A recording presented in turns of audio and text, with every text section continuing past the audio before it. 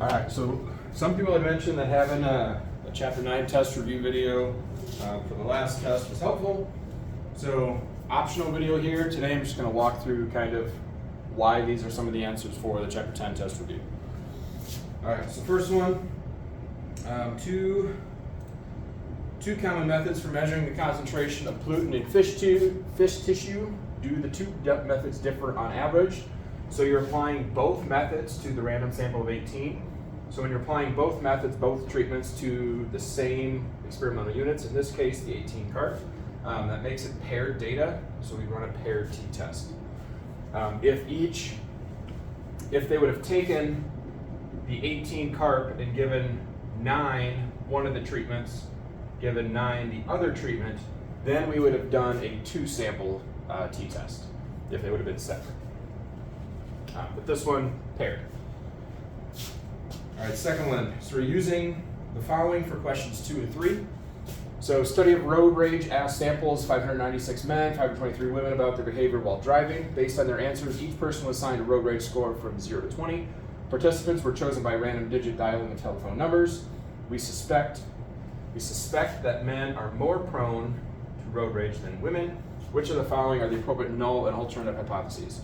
So null hypothesis HO should always be that the two means in this case are equal.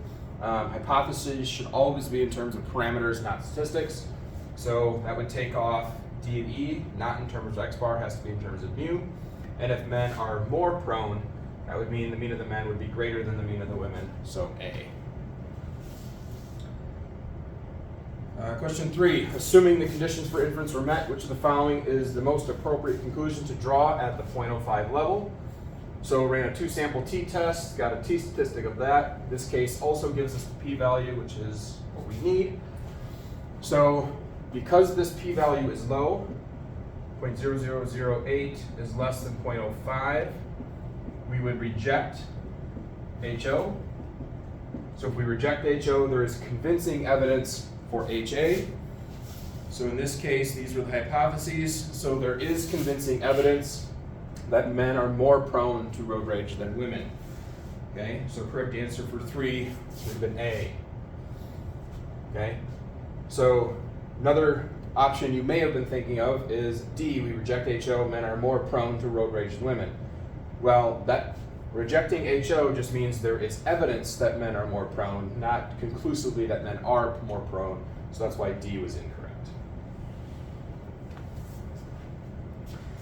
Okay, number 4, researcher wished to compare the average amount of time spent in extracurricular activities by high school students in a suburban school district. So we got 2 separate samples, suburban and large city. Assuming the necessary conditions for inference are met, which of the following is an approximate 95% confidence interval for the difference in the amount of time spent? Okay, well, the statistic of this before the plus and minus, it should be X bar of one of them minus X bar of the other one.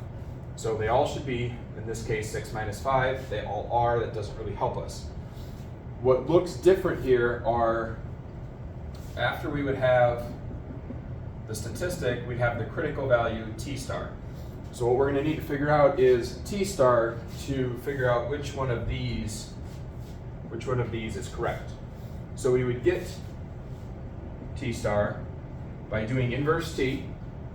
Because it's 95% confident, we would add the tail, so we would really be doing inverse T of 0.975. Degrees in this case, degrees of freedom, we would use the conservative degrees of freedom and say smallest sample size minus 1. So 39 degrees of freedom. So reminder on your calculator, second bars brings up this. We want the 4th one down, inverse T. So area 0.975, 39 degrees of freedom. So we get a T star value of about 2.02. Okay, go back to the question. So 2.02, so it looks like takes off that, takes off that, takes off that. So now we're looking underneath here. So we got 3 over 60, 2 over 40, 9 over 60, 4 over 40. So we need to figure out, okay, we got critical value, now we need to talk about standard error. So this is where you would reference your formula sheet. we would go to means, we would go to two populations or two samples and come over to standard error. So it looks like that should be the standard deviation squared in the numerator of that fraction. So standard deviation of 3, it should show up as 3 squared, and 2 squared are 4, so it should be this one, not this one. So B. All right. Number 5, slightly miswrote this question, so there's, well, came out how I didn't want it to be. But anyway, which of the following describes a situation in which it is safe to employ T procedures? Right, so we go on random, we want 10%, we got normal. Okay, for the normal check, first thing we're looking at is the population normal. Okay, if it's not, we're looking at is the sample size greater than or equal to 30. If it's not, we're looking at the graph and saying, checking whether there is no strong skewness or outliers. Okay? So first one, both sample sizes are too low, and it looks like sample 1 is strongly skewed, sample 2 is approximately normal. But because this one was strongly skewed, that makes it not good. Sample size not high enough, we're good here. Both samples approximately normal, so we're good there. Sample 2 has outliers. Don't care about it though because this is above 30. So B works. Both these are too small. Sample 1 moderately skewed to the right, so that's okay. Sample 2 is normal, so that's good. So C also works. Here, 35, we're good there. Not big enough here. Sample 1 is strongly skewed left. That's okay though, because that's above 30. Sample 2 has outliers, so not good there. So both of these worked, which means it's safe to use T procedures in more than one of the situations. So E. Okay, so the next, you were using this following information on questions 6 through 9. So we got 35 people from a random sample of 125 workers from company A. Just going to keep track of this in case we need it later. So we got 35 out of 125. So they admitted to using sick leave when they weren't really sick. 17 employees from a random sample of 68 from company B. So B, we'd have a p-hat of 17 out of 68. Admitted they used sick leave when they were ill. Test of significance is performed on the data. So hypotheses, there's no difference between the two companies. HA, there is a difference between the two companies at the 0.05 significance level. So which of the following best describes what it would mean if the test resulted in a type 1 error? So type 1 error, remember this, is when we reject but should not have. So in this case, type 1, if we reject HO and we conclude that there is a difference, but we shouldn't have. So we would conclude that there is a difference when there really is not a difference. So which answer says that? Concluding that there is a difference in the proportion who use sick leave when they were ill when there is no difference. Okay, so this one, type 1 error would be A. Type 2 error, question 7. Type 2 error is when we fail to reject but should have. So type 2, fail to reject, but we should have. So what would that mean in context of this? So if we fail to reject HO, we would conclude that there is not evidence of a difference when there really was. Okay, so we read through those answers. Looks like for 7, we conclude that there is not a difference in the proportion of people that use sick leave when in fact they were when there is a difference. So B. All right, part A, or number 8. When calculating the test statistic, what expression should we use to estimate the standard deviation of the sampling distribution of the difference in proportions? So that's talking about the standard error. So if we're calculating a test statistic, that's when on this formula sheet, zoom out a little bit. So So we're talking about proportions, two populations, come over to standard error. So we have the two different formulas for standard error. So this is the one we're using for confidence intervals where we have the two different sample proportions, P hat 1 and P hat 2. When P1 equals P2 is assumed, so this would be like in a null hypothesis, for a test, we're using the combined proportion to give a better estimate for the sample proportion. So for tests, we use the one that has P hat C. So in terms of the formula, you'd be using the one that has the same proportion for both parts of the standard error.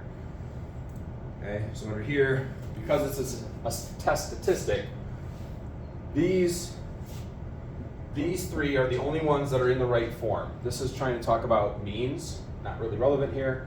And again, for tests, we want the one that has the P hat C, which is the same proportion.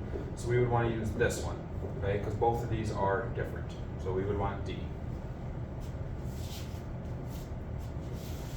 Okay, again, question 9.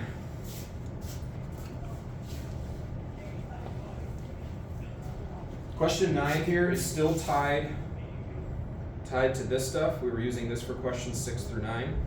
So in number 9, when it gives you the test statistic is 0.45, because that question was talking about proportions, that means this is a z statistic. So to find a p-value from that, because HA back here, HA was not equal to, which means it's two-sided, when we go to find the p-value, we would go 2 times normal CDF. Because this is a positive test statistic, that would be the lower bound. Infinity is the upper, 0, 1 as the mean and the standard deviation. Okay? So in your calculator, we would go 2 times, then go to normal CDF, second one down, 0.45, infinity as the upper, so 1 E99, 0, 1 as a mean standard deviation. So we'd get a p-value of 0.6527. Right? So it looks like in terms of our answers, the closest one to that would be C, 0.6536. Okay. All right, number 10. We got a baseball game. 42 of the 65 random select people own an iPod at a rock concert occurring at the same time across town. 34 of the 52 own an iPod. Back in the day, we had iPods. A researcher wants to test the claim that the proportion of iPod owners at the two different venues is different. So they did a 90% confidence interval for the difference in population proportions. So we got, here's our confidence interval. Which of the following gives the correct outcome of the researcher's test of the claim? Okay. Well, in terms of anything to sample where you're looking at a difference, the null hypothesis would be a statement of no difference, right? So 0. So for these, you're looking for whether 0 is in the interval or not. So because the interval includes 0, that would mean that there is not evidence that it's not 0, meaning there's not evidence of a difference. So because the confidence interval includes 0, the researcher cannot conclude that the proportion of iPod owners at the two venues is different. So C. All right, 11. Power takeoff driveline on tractors used in agriculture can be a serious hazard of operators to farm equipment.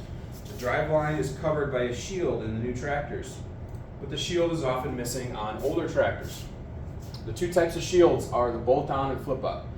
It is believed that the bolt-on shield was perceived as a nuisance by the operators and deliberately removed, but the flip-up shield is easily lifted for inspection and maintenance and may be left in place.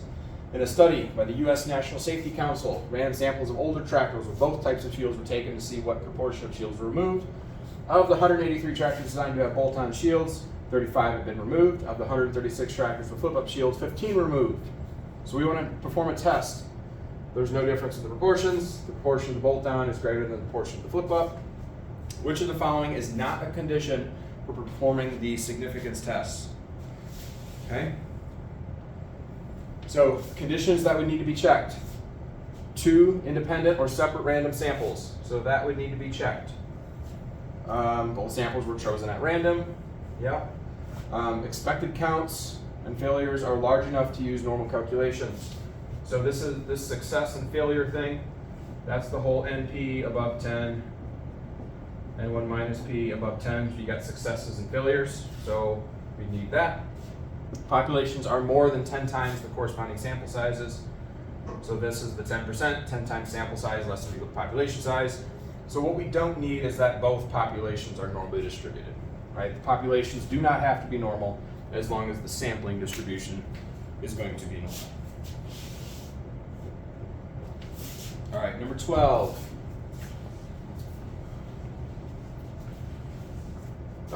Conference organizers wondered whether posting a sign that says, "Please take only one cookie," is going to reduce the proportion of conference attendees who take multiple cookies from the snack table during a break. So to find out, organizers randomly assigned 212 attendees